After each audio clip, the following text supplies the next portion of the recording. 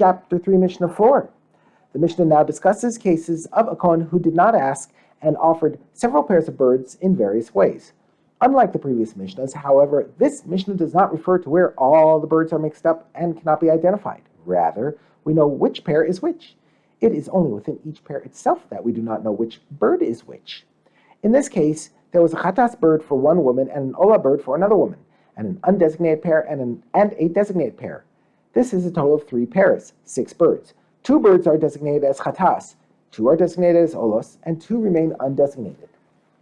If the kohen did not ask, but rather offered all of them above the red line on the mizbeach as olos, the law is that half are valid and half are invalid. The 2 designated olos are valid, as well as one of the birds in the undesignated pair, which has now been offered as an olah. The 2 designated chatas, as well as the second bird in the undesignated pair, which automatically became a chatas when the first bird in the pair was offered as an olah, are invalid. Similarly, if he offered all of them below the red line on the mizbeach as chatas, the law is that half are valid and half are invalid. The 2 designated chatas are valid, as well as one of the birds in the undesignated pair, which has now been offered as a chatas.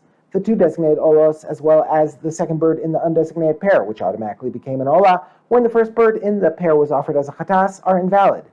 If he offered half of them above the red line, i.e. one bird from each pair as an olah, and half of them below the red line, i.e. one bird from each pair as a chatas, only the undesignated pair is valid.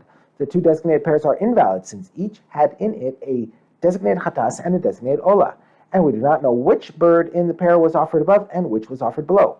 However, the undesignated pair is valid because one of its birds was offered above as an olah and the other was offered below as a chatas, which is exactly how an undesignated pair is supposed to be offered.